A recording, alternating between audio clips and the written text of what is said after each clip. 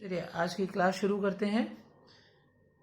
कल कुछ क्वेश्चन हो गए थे तो आज के क्वेश्चन से शुरू करते हैं। क्या है 15 क्वेश्चन कि y equal to sine cube x into sine 3x।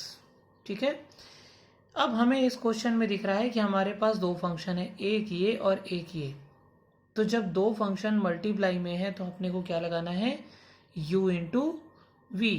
तो u into v dash plus v into u dash, dash का मतलब डिफरेंशिएशन, और u और v हमारे दोनों ही x के टर्म के फंक्शन हैं। तो देखो यहाँ x के टर्म के ही दोनों फंक्शन हैं, दोनों x में है ना। ठीक, अब इन्होंने क्वेश्चन में हमें y इक्वल टू दिया है तो हमसे dy अपॉन डी एक्स पूछ रहा है। ठीक है, यानी कि y का x के रिस्पेक्ट में डिफरेंशिएशन। अब ये ध्यान रखना है कि यहाँ ये दोनों के दोनों ही क्या है, ये दोनों ही चर हैं। ठीक है, यानी कि हम ये कह सकते हैं ये वेरिएबल हैं। कौन कौन से वेरिएबल हैं, ये इंडिपेंडेंट वेरिएबल है, ये डिपेंडेंट, यानी कि ये स्वतंत्र चर है और ये आश्रित चर है। ठीक है, समझा देता हूँ स्वतंत्र और आश्रित क्या होता है कि अगर हम जैसे मान लो एक समीकरण लिखा हमने y equal to x cube, equation हमने लिखी है। तो अगर अब मैं कहूँ कि x की वैल्यू हम 2 पुट कर रहे हैं तो 2 का क्यूब क्या हो गया 8।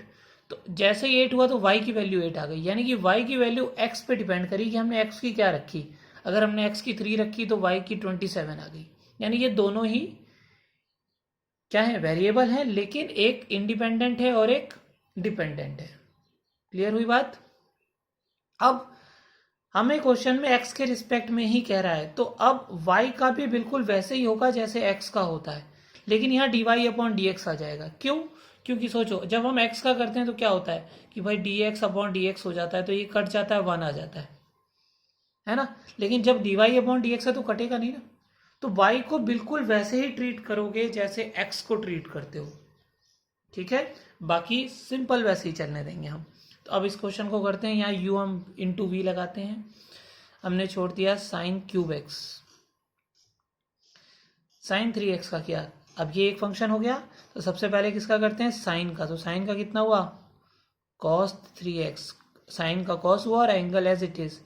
फिर हम किसका करते हैं, 3x का। अब इसका बाकी है ना, प्लस आपने इसका कर दिया, प्लस अब इसको छोड़ दिया, यानी कि साइन 3x को हमने छोड़ दिया।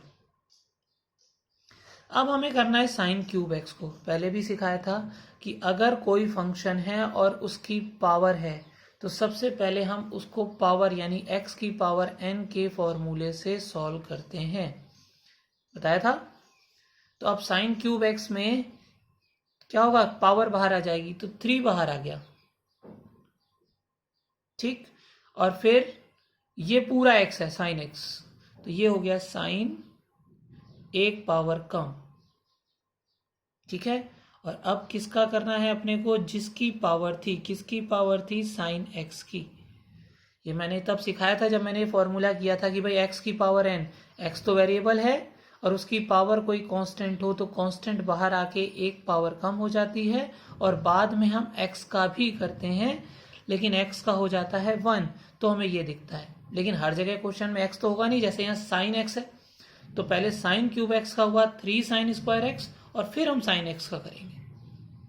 ठीक है, तो अब हमने किया, यानी कि d Y upon D x equal to हुआ 3x का कितना हुआ 3, तो sine cube x into cos 3x into 3। अब x का 1 है तो 3, अब बताया था कल कि 3 अगर किसी कांस्टेंट, अगर किसी वेरिएबल के साथ मल्टीप्लाई में होगा तो हम क्या करते हैं, कांस्टेंट एज इट इज छोड़ देते हैं और वेरिएबल का डिफरेंशिएशन कर देते हैं। इसको ऐसे ही छोड़ दिया, यानी कि साइन 3x छूट गया, 3 sine square as it is रह गया। अब साइन x का किया तो साइन x का क्या होता है, कॉस x। फिर से x का करेंगे लेकिन x का 1 होता है तो हमें लिखने की जरूरत नहीं है। तो D Y upon D X हो गया 3 sine cube x into cos 3x plus cos X, 3 यहाँ भी है, 3 वो यहाँ कर लो, sine square X into sine 3x। अब ये आपका डिफ्रेंशिएशन हो चुका है, अब आपको केवल कैलकुलेशन करनी है, जितनी आपको लगता है कि आप आसानी से कर सकते हैं कर लीजिए। D Y upon D x, 3 common हो रहा है, ठीक है, और क्या कॉमन हो रहा है, साइन स्क्वायर एक्स कॉमन हो रहा है। तब क्या बचा, यहाँ से एक साइन चला गया तो बचा sine x into cos 3x plus cos x into sine 3x, यही बचा अंदर, ठीक है। तो अब क्या हो गया, 3 साइन स्क्वायर एक्स, और ध्यान से देखो ये फॉर्मूला बना sign A cos B plus cos A sine B. देखो यहाँ जो x है यहाँ कॉस के पास है, जहाँ साइन के पास था, जो यहाँ कॉस के पास है वो यहाँ साइन के पास है।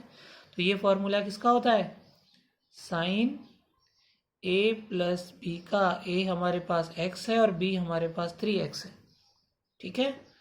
तो D Y upon D x क्या हो गया, ये हो गया 3 साइन स्क्वायर एक्स और ये बन गया साइन 4x, ठीक है। तो डिफ्रेंशिएशन तो देखो 1-2 लाइन का था, यहाँ खत्म हो गया, लेकिन उसके आगे हमें कैलकुलेशन भी ध्यान से करनी है, क्योंकि कैलकुलेशन अगर हम सही नहीं करेंगे तो हमारे डिफ्रेंशिएशन आने का भी कोई फायदा नहीं होगा, ठीक। तो ये बात ध्यान रखनी है।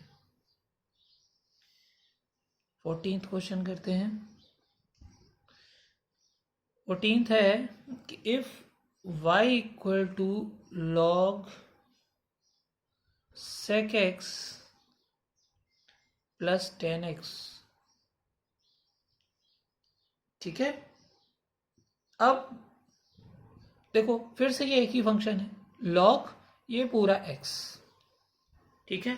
और अपने को आता है कि अगर हम log x का डिफ्रेंशिएशन याद करें तो कराया हुआ था याद कि 1/x होता है, और यहाँ पर भी हम x का करते हैं तो 1 हो जाता है। तो हमारे पास ये पूरा x है, ठीक है। तो हमने डिफ्रेंशिएशन किया d Y upon D x.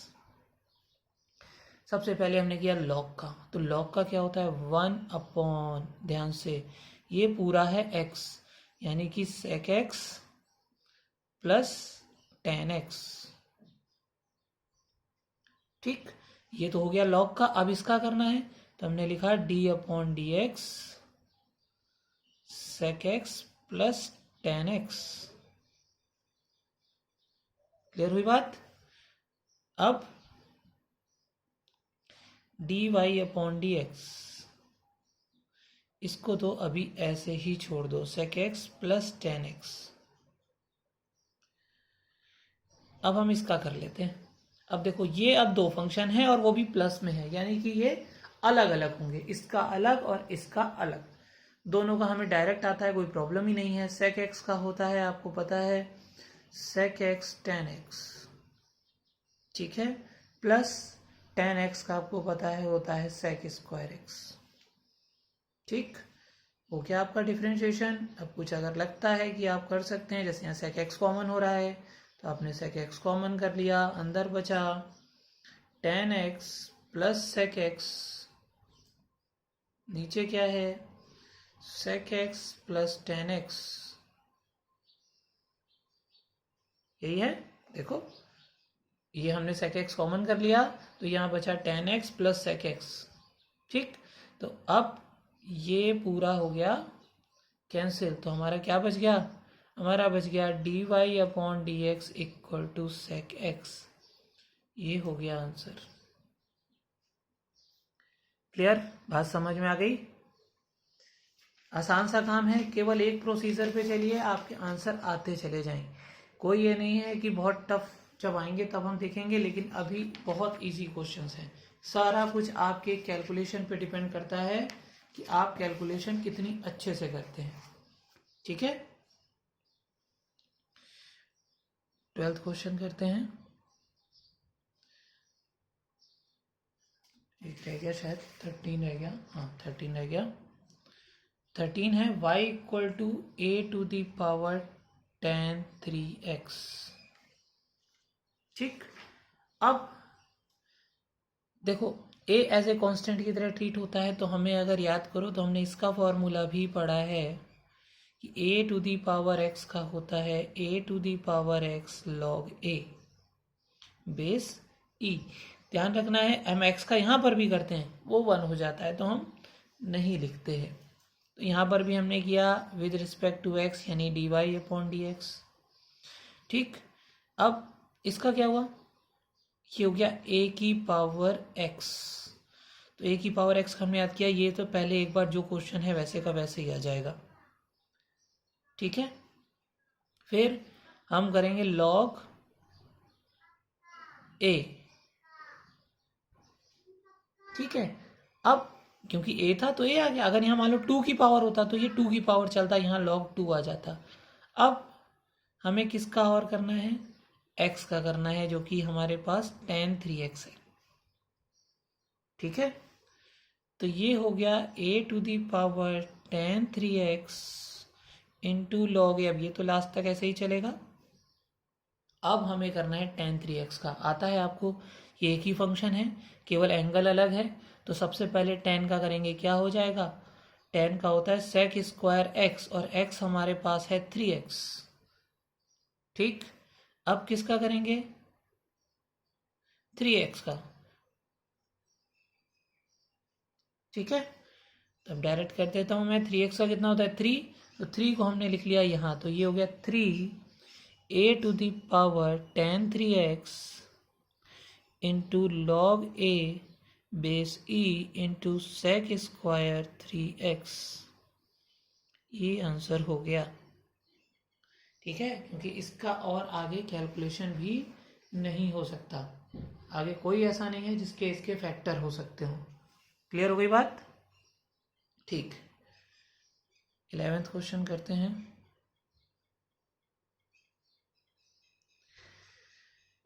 11th है, सॉरी ये 13 था, 12th करना है।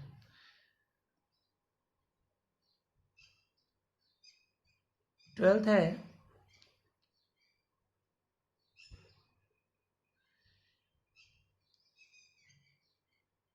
y इक्वल टू 10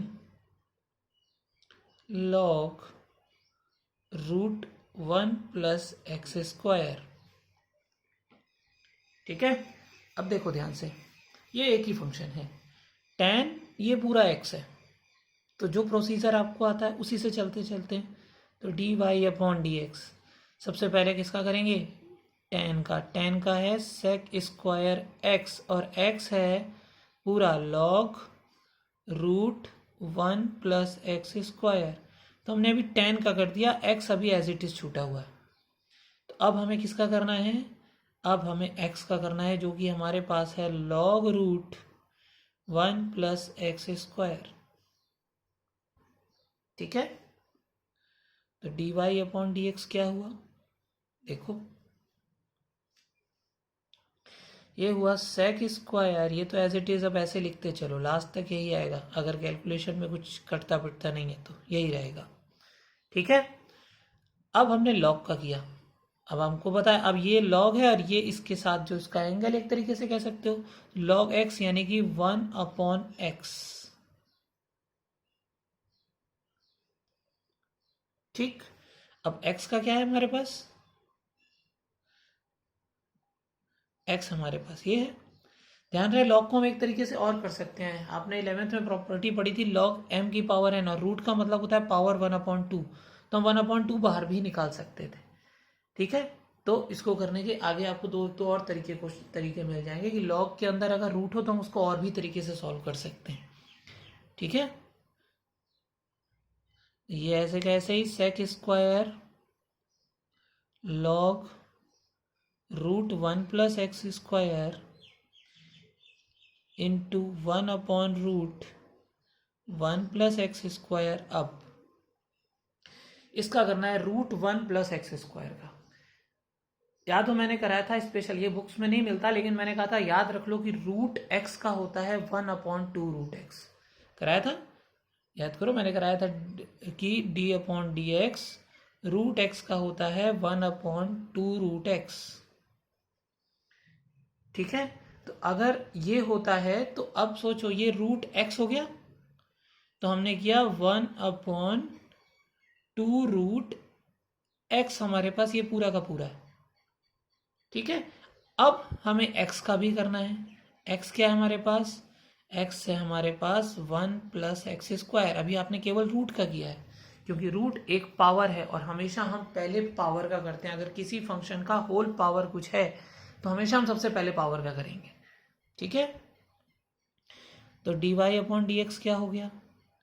ये हो गया sec² log √1 + x²। ये कितना हो गया? ये हो गया 2 और दोनों √1 + x² है तो मिला के हो गया 1 + x², ठीक है। अब हम किसका करेंगे? अब हम करेंगे 1 + x² का। तो इंटू 1 का आपने पता है अकेला कांस्टेंट है तो 0 हो जाएगा, प्लस x² का अपने को पता है कि एक पावर बाहर आएगी और x में कम हो जाएगा पावर में, तो 1 बच गया। इंटू x का करोगे 1 आएगा तो लिखने की जरूरत नहीं है। तो dy/dx क्या हो गया? sec² log √1 + x² upon 2 1 + x² into 2x multiply में है तो पहले लिख दूं, 2 से 2 कैंसिल, तो dy/dx आ गया x sec² log √1 + x² upon 1 + x²। ये हमारा आंसर आ गया, ठीक है। क्लियर? तो बात समझ में आ गई? इतने कर लेंगे, कल इसके 7.1 के बचे हुए सारे क्वेश्चन हो जाएंगे।